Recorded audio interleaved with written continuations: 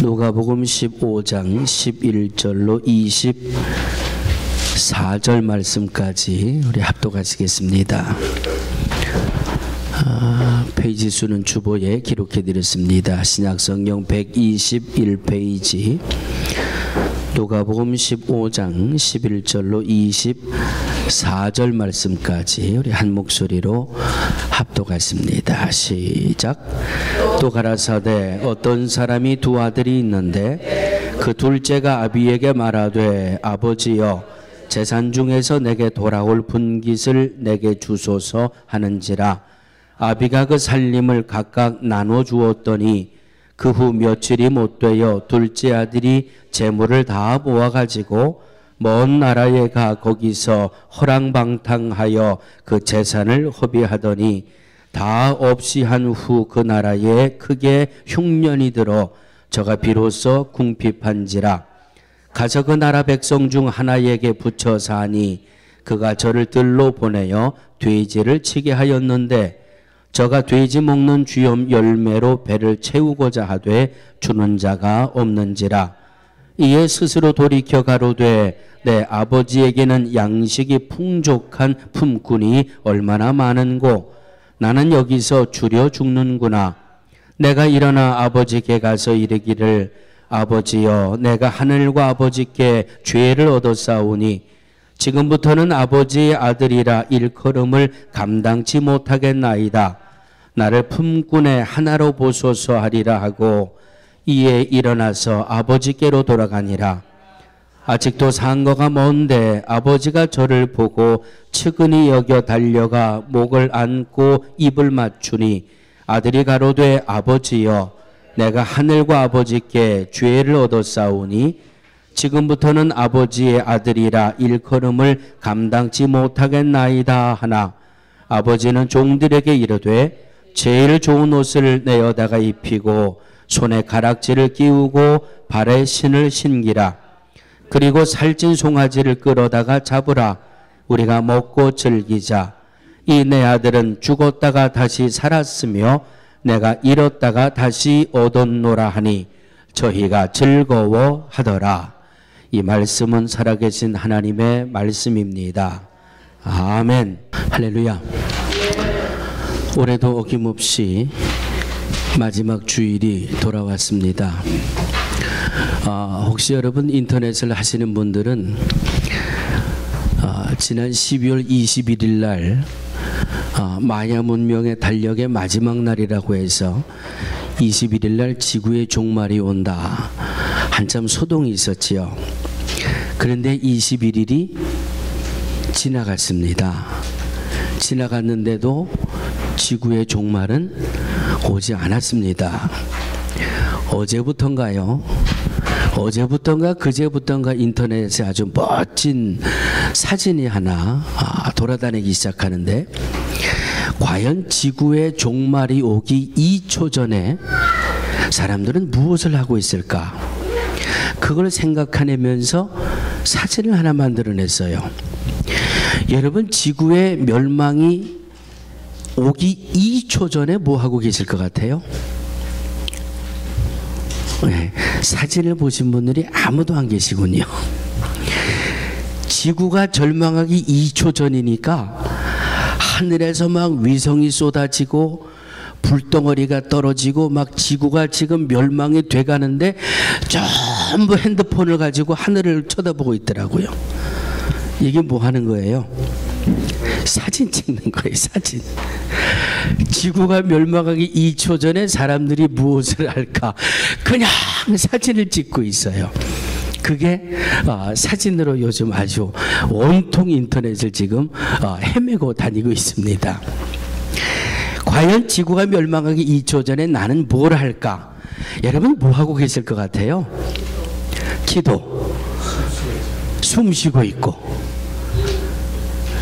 그제 대답을 안 하는 분들이 사시는 동네의 꿀장사들은 다 잡아다가 감옥에 넣든지 그래야 된다니까요. 나는 지구가 멸망하기 2초 전에 뭘 할까? 저도 그 사진을 보면서 깜짝 놀랐어요. 제가 어제 그저께인가요? 우리 아이들 캠프 갔다가 오는 거 다 데려다주고 내려오면서 보니까 하늘에 달빛이 완전히 풀문이잖아요. 그 풀문을 보고 제가 뭐 했을 것 같아요? 핸드폰을 운전 중에도 말이지 핸드폰을 꺼내가지고 카메라 모드로 바꿔가지고 사진 찍고 있더라고요. 그러다가 보니까 야 이것 봐라. 나도 지구의 멸망이 오기 2초 전에 이거 카메라 들이대고 이거 찍으려고 하지 않는가.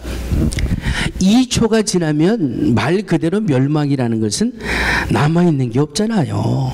남아있는 게 아무것도 없는데 거기다 대고 카메라를 찍어대고 있을 정도로 우리가 이렇게 무지하다는 거예요.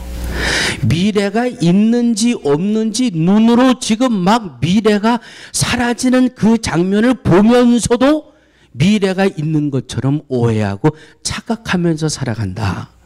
그럼 참 어처구니 없는 것 같지만 아주 상당히 이 현실적으로 부딪혀오는 그런 사진들을 보내면서 오늘 12월 마지막 주일을 맞게 됩니다.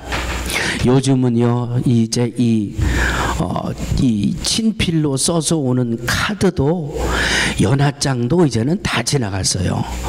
저도 예전에는 뭐 카드도 만들고 뭐 이렇게 하고 글씨도 뭐 열심히 쓰고 그래서 크리스마스 카드도 보내고 연하장도 보내고 받고 그랬는데 이제는요 핸드폰 하나면 다 끝나요. 이제 그것도 그냥 뭐 그리고 만들고 붙이고 이건 벌써 조선시대예요. 이제는 핸드폰에서 자료만 하나 딱 뜨면은요 무지무지하게 멋있는 그림도 나오고 막 은혜스러운 영상도 나오고 거기다가 나는 해피 뉴 이어 그거만 써서 보내면 너무너무 훌륭한 연할장이 돼요. 아마 요즘 핸드폰을 가지신 분들은 다 그렇게 성탄과 연말과 새해의 인사를 지금 나누고 계실 텐데 여러분 연말에 제일 많이 쓰는 말 두 가지가 있어요. 하나는 어떤 말을 제일 쓸 것 같아요? 제일 많이 쓸 것 같아요? 오늘 주보의 제목으로 넣어드렸잖아요. 송구영신. 그 다음에 또 많이 쓰는 말이 어떤 말이 있을까요? 그냥 나 혼자 갈게요. 그냥 송구영신이라는 말을 제일 많이 쓰고 그 다음에 다사다난이라는 말을 많이 써요. 퀴즈 내면 또 대답을 안 하실 테니까 송구영신의 뜻이 뭔지 아시죠? 그럼요. 뭐 전부 영어만 하시는데 뭐 그런 어려운 한국말을 뭐 아직까지 기억하면 말도 안 되지. 송구영신은 말 그대로 오래된 거 묵은 거는 다 던져버리고 새로운 것을 받아들이자. 그래서 오늘 이 본문을 돌아온 탕자라는 말씀으로 택해놓고 제목을 송구영신이라고 써놨는데 제가 어제 하루 종일 고민이 되는 거예요. 송구영신을 영어로 뭐라고 써야 될까? 참 괜히 주보에다가 영어로 쓰는 거를 시작해가지고 말이죠. 송구영신을 영어로 뭐라고 쓸까?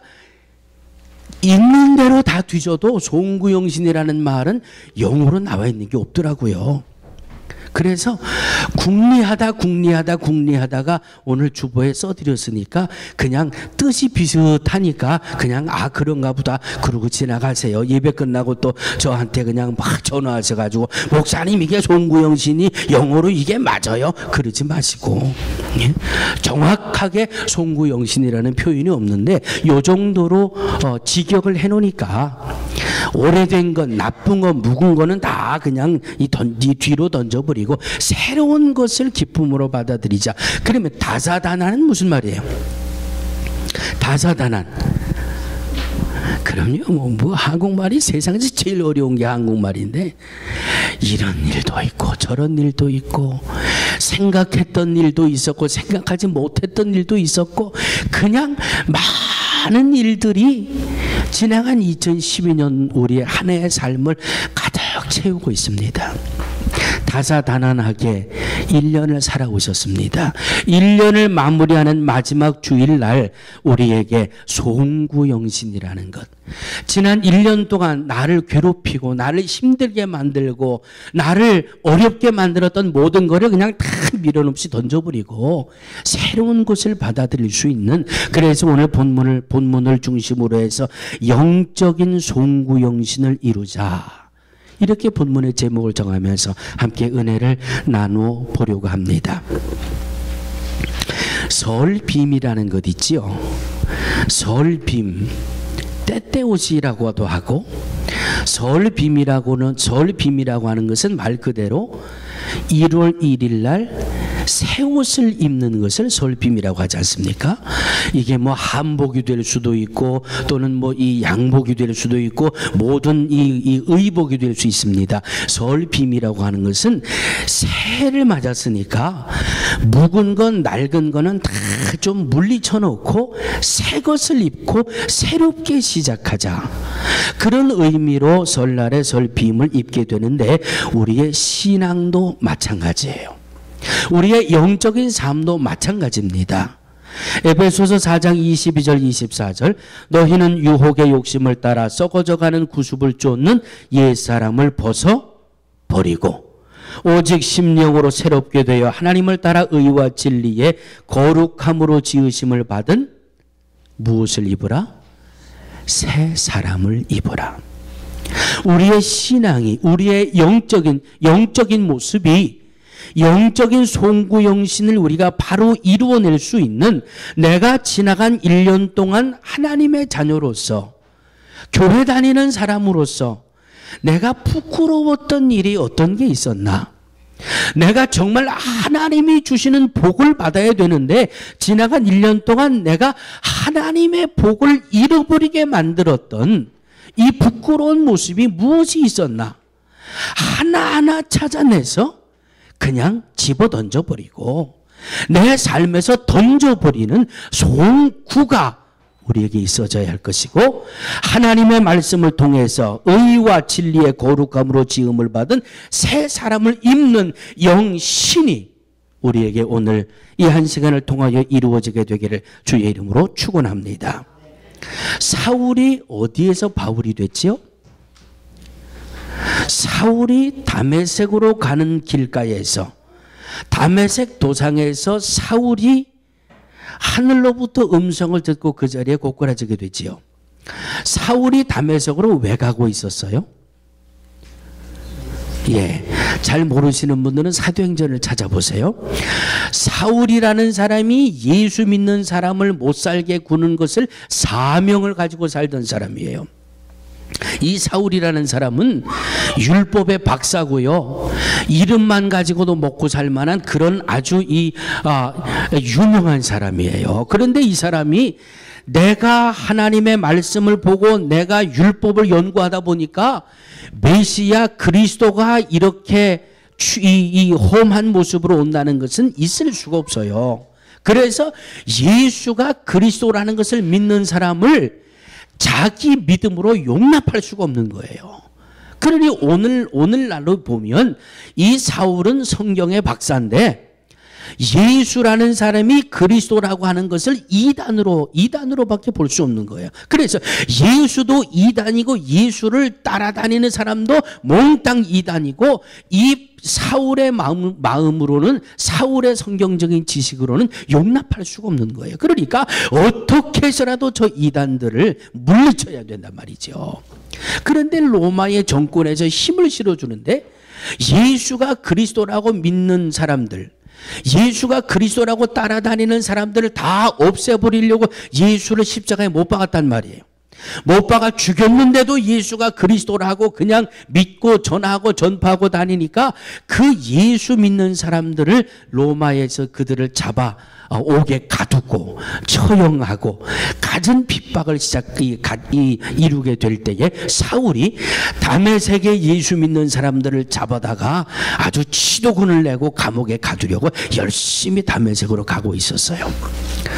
이 사울의 마음속에는 예수 믿는 사람들을 잡아서 못 살게 굴어야 되겠다는 것도 가득 찼단 말이에요. 그런데 이 다메섹으로 가던 길가에서 하늘에서 음성이 들려오고 눈앞이 갑자기 그 빛 때문에 눈앞에 멀게 되고, 어디서 소리가 들리기는 들리는데 사울아 사울아 누구십니까?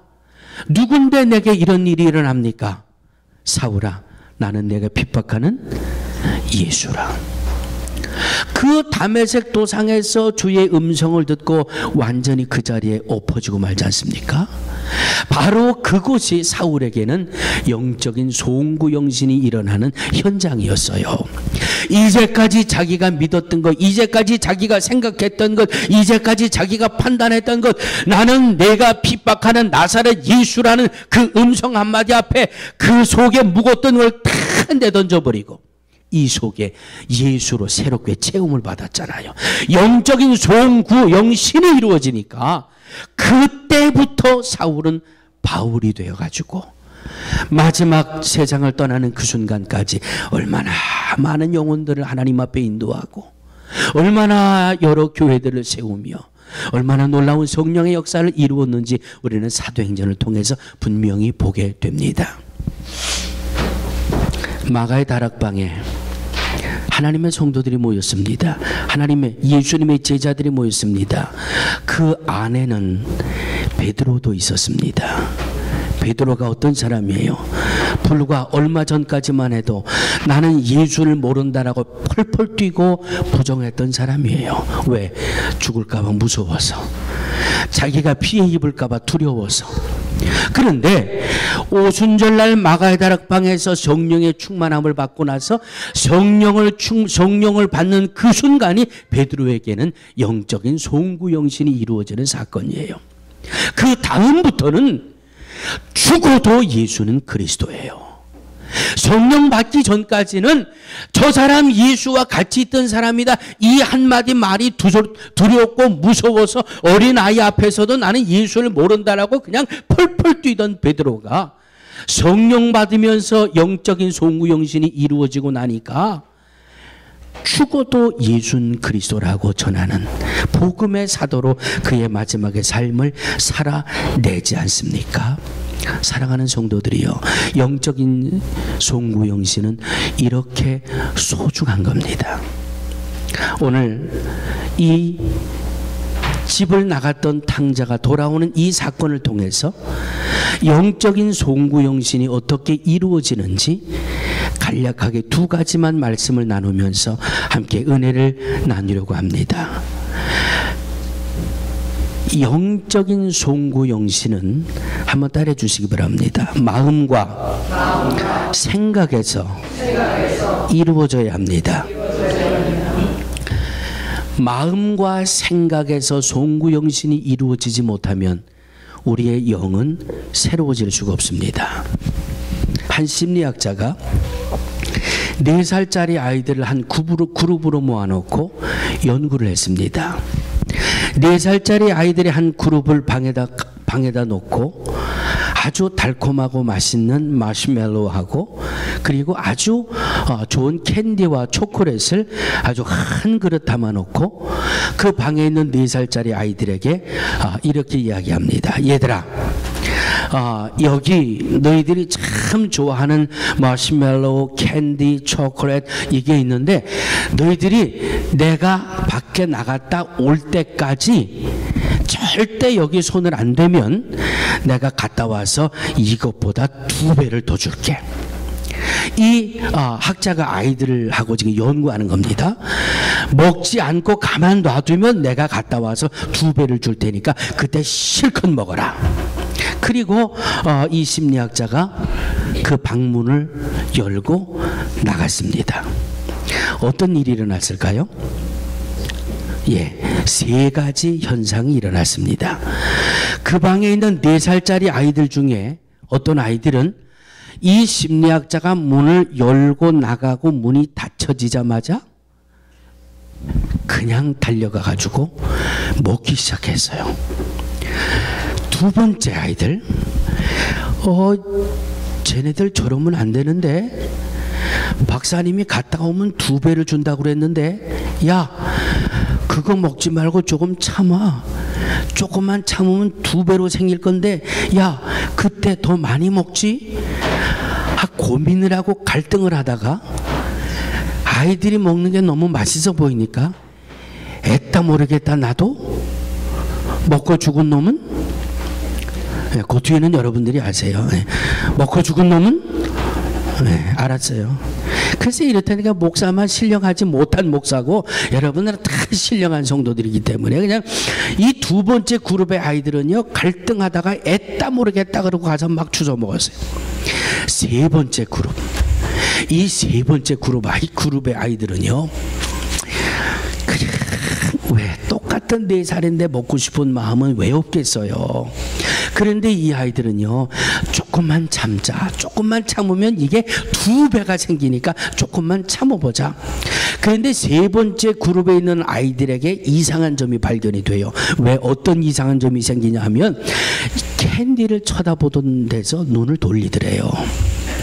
이 캔디를 안 쳐다보고 멍하게 하늘을 쳐다보는 놈도 있고요, 저 구석에 가서 장난감을 가지고 장난감으로 투덕투덕 하는 녀석들도 있고요. 결국은 3번째 그룹 아이들은 이 박사님이 들어올 때까지 손을 안 대가지고 그 아이들이 이 캔디와 초콜릿을 2배로 받았다는 거예요.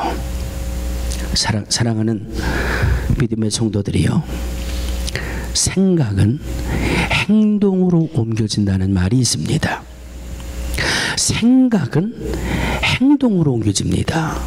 그러니까 2배로 내게 가져올 프라이스를 바라보는 이 아이들은 생각을 분산시켜 버리는 거예요. 다른 데다가 생각을 주고 다른 데다 마음을 주는 거예요. 왜? 이것 쳐다보다가는 2배로 오는 프라이스를 갖지 못하니까. 이 아이들은 분명한 골이 있어요. 분명한 목적이 있어요. 분명한 소망이 있어요. 이 목적과 소망을 이루는데 방해가 되니까 마음을 확 딴 데로 돌이켜 버리는 거예요. 생각을 확 분산시켜 버리는 거예요. 왜? 이것 쳐다보고 있다가는 여기에 마음을 빼앗기다 보다는 내 골이 흔들리니까, 내 목표가 흔들려 버리니까. 이 둘째 아들을 보세요. 오늘 본문 속에 등장하는 둘째 아들은 이미 마음의 생각이 어디에 가서 꽂혔어요? 아버지가 형과 내게 나누어 줄 유산에 그냥 콱 꽂혀버린 거예요. 예? 유산에 아버지가 내게 주실 분깃, 아버지가 세상을 떠나고 나면 내게 줄 그 분깃에 마음이 팍 꽂히고 생각이 팍 꽂혀버리니까 그 다음에는 아무것도 생각이 안 나요. 아버지가 살아계신지 아버지가 세상을 떠났는지 이걸 내가 지금 달라고 그러는 게 옳은 일인지, 이 아버지한테 내 유산을 지금 미리 달라고 그러는 게 틀린 건지 이걸 생각하고 분별할 능력을 이미 상실해 버렸어요. 이미 마음을 빼앗겨 버렸어요. 생각을 빼앗겨 버렸어요. 그리고 나서 자기 견디다 못해 그 아버지가 그 준 분깃을 가지고 그냥 실컷 나가서 마음껏 먹고 마시고 즐기고 낙을 누리고 허랑방탕하게 다 써버렸다고 성경은 말씀하고 있습니다. 어디까지? 돼지가 먹는 돼지 밥을 먹으려고 해도 그것조차 마음대로 먹지 못할 정도로 아주 험한 지경에 이 둘째 아들이 빠져버렸어요. 그때서야 이 둘째 아들은 마음과 생각이 잘못됐다는 것을 깨닫게 되지요. 그리고 성경이 뭐라고 고백합니까? 18장 오늘 본문의 18절 19절을 보니까 내가 일어나 아버지께로 가서 이르기를 아버지여 내가 하늘과 아버지께 죄를 얻었사오니 지금부터는 아버지 아들이라 일컬음을 감당치 못하겠나이다. 나를 품꾼의 하나로 보소서 하리라 하고 마음에 생각에 변화가 일어나기 시작합니다. 마음이 이게 뭐가 잘못되고 뭐가 옳고 뭐가 그른지를 판단할 수 있는 생각이 들기 시작합니다. 마음의 송구영신은, 영적인 송구영신은 여기에서부터 이루어지게 되는 겁니다. 생각 속에서 이루어지고 마음에서부터 이루어지는 것이 영적인 송구영신의 시작이에요. 마음이 환경이 아주 극한 심각하게 빠져버리는 것이 하나의 계기가 되고 하나의 자극제가 되어서 마음과 생각에 뭔가 옳고 그름이 깨달아지기 시작하고 아 이것이 잘못되었네 이것을 깨닫고 나니까 두 번째 어떤 일이 일어납니까? 두 번째 또 한번 따라해 주시기 바랍니다. 행동하는 생활에서 송구영신을 이뤄내야 합니다. 마음의 생각이 옳고 그른 게 분별이 되졌잖아요. 왜?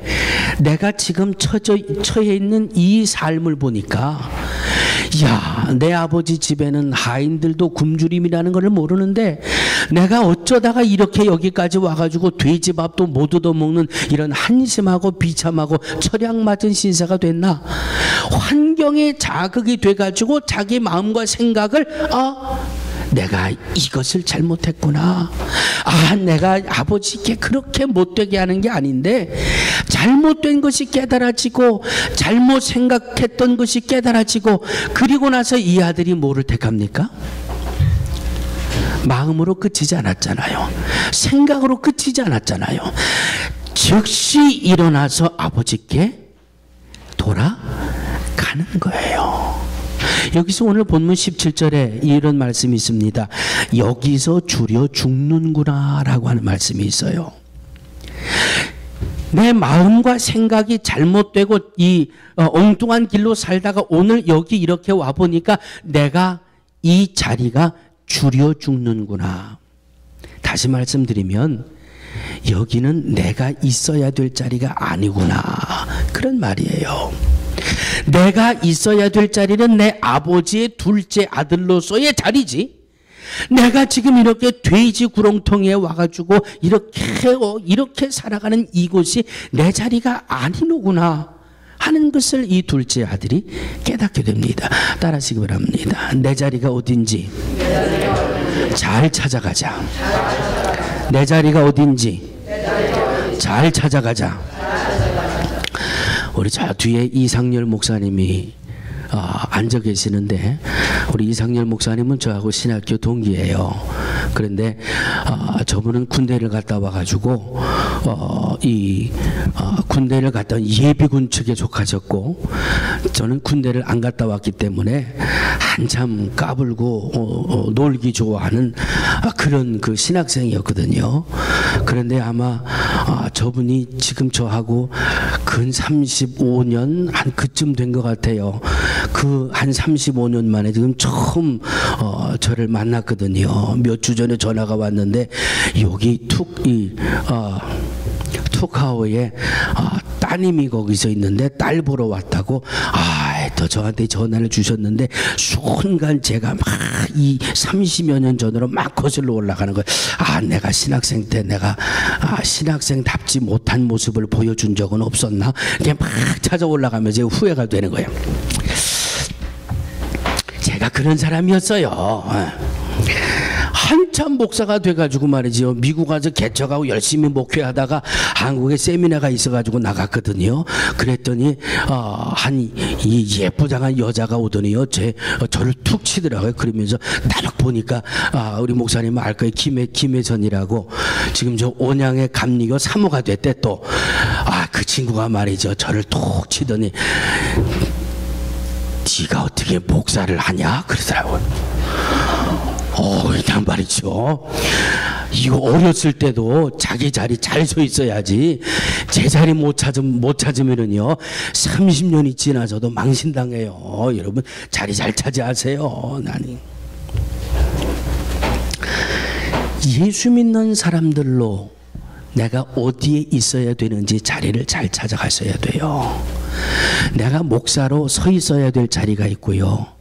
내가 장로로, 권사로, 집사로, 기관장으로, 찬양대원으로, 교사로. 세상 사람들은요 우리를 바라보고 목사다. 목사는 목사라 그래. 그런데 여러분들은 뭐 장로다, 권사다, 집사다 뭐 그런 거 안 그래요. 여러분들을 보고 뭐라 그러는 줄 아세요? 뭐라 그래요? 예수 믿는 사람이라 그러죠. 에? 교회 밖에 있는 사람들은 여러분들을 보고 예수 믿는 사람이라고 그러거든요.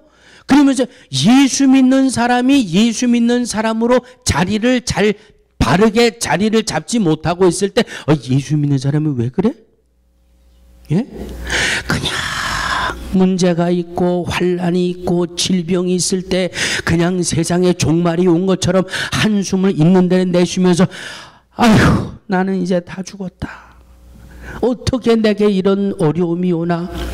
그러면 예수 안 믿는 사람들이 뒤에서 뭐라 그러는 줄 아세요? 야, 내가 알기로는 예수 믿는 사람이 어려운 문제 생기면 기도하는 거로 알고 있는데 너는 예수 믿는 사람이 뭐 그러냐? 속으로 뒤에서 그래요. 예? 질병이 왔어요. 고난이 왔어요. 아이고 내 인생은 the end. 피리어드. 나는 끝났어. 내 인생은 끝났어. 그건 예수 믿는 사람이 서 있을 자리가 아니잖아요. 예? 그 모습을 보고 예수 안 믿는 사람들 뭐라 그런 줄 아세요? 아유 내가 알기로 예수 믿는 사람은 병 걸리고 문제 생기면 금식하고 교회 가서 기도하는 거로 하는데 야 그럼 한숨 쉬고 그러는 거는 예수 안 믿는 나 같은 사람이나 하는 거지 예수 믿는 사람도 한숨 쉬고 그러냐? 뒤에서 그런다니까요. 내가 있어야 될 자리, 내가 감당해야 할 부분들. 오늘 이 둘째 아들이 자기가 있어야 될 자리를 잘 못 잡았어요. 자기가 있어야 될 자리를 잘 못 잡았는데 여기는 내가 있어야 될 자리가 아니구나는 것을 깨닫고 즉시로 그 자리를 뚫고 일어나 아버지께로 돌아가는 거예요. 할렐루야. 여러분들 지금까지 신앙생활하면서 그런 마음의 찔림을 안 받으셨어요? 내가 이렇게 믿음 생활하다가 하나님 앞에 매 맞으면 어떡하지? 혹시 여러분 이런 생각 안 해보셨어요? 내가 이렇게 믿음 생활하다가 하나님이 나보고 화내시면 어떡하지? 이런 위기감을 느끼신 적은 없습니까? 내가 있어야 될 자리가 아닌 자리에 있다는 거예요. 그러면 그 자리를 떨치고 일어나는 것이 송구영신이에요. 마음과 생각에 바르지 못한 것을 깨달아지거든 즉시 일어나 아버지께로 돌아가는 행동하는 생활의 송구영신이 이루어질 때에 우리는 하나님의 자녀로서 부끄럽지 않은 모습을 감당할 수 있다라고 하는 말씀입니다. 로마서 13장 11절로 12절입니다. 또한 너희가 이 시기를 알거니와 자다가 깰 때가 벌써 되었으니 이는 이제 우리의 구원이 처음 믿을 때보다 가까웠음이니라. 밤이 깊고 낮이 가까웠으니 그러므로 우리가 어두움의 일을 벗고 빛의 갑옷을 입자. 영적인 송구영신은 생각에서부터 시작되는 겁니다. 그리고 바르지 못한 것이 깨달아질 때 즉시 일어나 자리를 떨치고 바른 곳으로 옮겨가는 행동하는 이런 생활의 송구영신이 이루어져야 된다라고 하는 말씀입니다. 마태복음 25장 14절 이하에는 달란트의 비유가 나오고 있습니다. 여러분 잘 기억하세요. 어떤 사람이 타국에 갈새, 어떤 사람은 그 주인을 말씀하고 있는 것이지요. 타국에 갈새 종들을 불러 자기의 소유를 맡김과 같다. 집에 가서 여러분 찾아보세요. 마태복음 25장 14절 이하에 주인이 타국에 갈 때 종들을 불러 자기의 소유를 맡김과 같다. 주인이 종들에게 무엇을 맡겼어요? 무엇을 맡겼어요? 누구의 소유? 잘 기억하세요. 누구의 소유? 주인의 소유예요. 주인의 소유. 종이라고 하는 헬라어의 원어는 노예라는 말로 해석이 됩니다. 종과 주인의 관계예요. 주인이 맡긴 거예요. 누구의 소유를? 주인의 것을 맡긴 거예요. 맡기고 타국에 갔습니다. 타국에 갔다라고 하는 것은 다시 돌아올 것을 의미하고 있는 거예요. 아주 다 끝내고 이사를 간 게 아니라 자기 소유를 맡겨놓고 타국에 갔다. 여기 두 가지 의미가 있는 겁니다. 종들에게 자기의 소유를 맡길 때 각각 재능대로 5을 맡기고 2를 맡기고 하나를 맡기고 갔어요. 갔으니까 오겠지요. 왜? 여기가 집이니까. 갔으니까 와서 5을 맡긴 종, 2를 맡긴 종, 하나를 맡긴 종과 회개를 하잖아요. 너 5개 가지고 뭐 했니? 너 2개 가지고 뭐 했니? 너 1개 가지고 뭐 했니? 여러분 분명히 기억하세요. 우리가 이 땅에 사는 것이 100년, 1000년, 만년 영원토록 이 땅에 사는 게 아니잖아요. 성경과 조금 바꾸어서 생각을 합니다.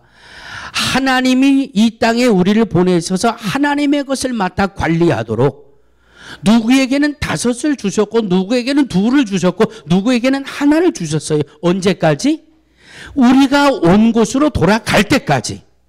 돌아가서 우리에게 주인의 소유를 맡겨주신 하나님 앞에서 너 5 가지고 뭐 하다 왔니? 2 가지고 뭐 하다 왔니? 1 가지고 뭐 하다 왔니? 회개할 때가 온다라고 요한계시록은 말씀하고 있지 않습니까? 그 말씀을 계시록 20장 11절 12절은 또 내가 보니 크고 흰 보좌와 그 위에 앉으신 자를 보니 땅과 하늘이 그 앞에서 피하여 간데 없더라. 또 내가 보니 죽은 자들이 물론 대소하고 그 보좌 앞에 섰는데 책들이 펴 있고 또 다른 책이 펴졌으니 곧 생명책이라 죽은 자들이 자기 행위를 따라 책들에 기록된 대로 심판을 받으니. 이 땅에서 우리가 살면서 주인의 것을 맡아 관리한 그 모든 행적을 하나님은 책에다 기록하고 계신다는 거예요. 내가 이 땅에서 어떻게 믿음 생활을 했고 어떻게 신앙 생활을 했고 주님이 내게 주신 것을 가지고 어떻게 관리했는지 주님이 그걸 책에다가 다 기록해 놓고 이 땅에서의 우리의 삶이 마무리되고 주님 앞에 갔을 때 그 책을 펴놓고 너 몇 년 몇 월 며칠 날 왜 이거 했니? 흰 백보좌 앞에서 심판을 받아야 된다는 말씀이에요. 여러분 황수관 박사 아시죠? 황수관 박사가 안수를 받았습니까? 안 받았습니까? 모르시죠? 예. 받은 것도 같고 안 받은 것도 같고 황성주 박사는 확실히 이 안수 받은 걸 제가 아는데 이 황수관 박사는 잘 이 기억이 나질 않아요. 그가 올해 나이가 67입니다. 황성주 박사 하면 제일 먼저 생각나는 게 뭐가 있으세요? 에이, 황수관 박사님 웃는 거.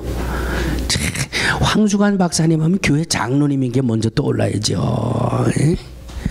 교회 장로님이고 웃음 전도사, 웃음 치료사, 뭐 잇몸을 활짝 보이게 내놓고 웃어라 사투리를 살짝 섞어가면서 말이죠. 얼마나 웃음 전도사를 하셔서 그분이 오늘 세상 떠났어요. 67이에요. 오늘 한국 시간으로 30일 날 세상을 떠나가지고 연세대학 세브란스 병원에 빈소를 마련하고 지금 장례 중이에요. 하나님이 우리를 부르시는 것은 이렇게 오는 거예요. 나는 언제 가겠지? 나는 한 10년 뒤에 가겠지? 나는 한 30년 뒤에 주님이 부르시겠지? Who knows that? 누가 알아요? 누가 장담할 수 있어요? 그렇게 건강을 외치고 그렇게 웃음을 이야기하고 그렇게 건강을 웃음 치료를 하던 그분도 하나님이 와 그러니까 그냥 아무 대꾸도 못하고 가야 되잖아요. 사랑하는 성도들이요, 2012년도에 영적인 송구영신을 이루어야 된다라는 이 말씀이 우리에게 마지막이 된다라고 아니라고 또 누가 장담할 수 있어요? 1분 1초 앞도 우리는 모른다고 그러지 않습니까? 그러니까 오늘 우리에게 주신 말씀이 내게 생명이 되어야 됩니다. 오늘 주신 이 말씀이 내게 진리가 되어야 됩니다. 오늘 이 말씀을 듣고 영적인 송구영신을 이루어서 주님이 나를 부르실 때 주여 내가 여기 왔습니다. 주의 말씀의 은혜를 듣고 내가 세상에서 이렇게 애쓰고 이렇게 살다가 주님 앞에 왔습니다. 심령의 송구영신을 이루어 2012년도를 복되게 마감하시고 하나님의 인도하심 속에 2013년도를 새롭게 우리 생애 가운데 기억에 남을 만한 복된 새해로 열어갈 수 있는 우리 모두가 되어지기를 주의 이름으로 축원합니다. 거룩하신 아버지 하나님, 주의 은혜로 한 해를 마감하게 하시고 주의 도우심으로 새해를 열게 하셔서 진정 하나님이 함께 하시는 온 성도들의 복된 삶이 있게 하여 주시옵소서. 예수님의 이름으로 간절히 기도하옵나이다. 아멘.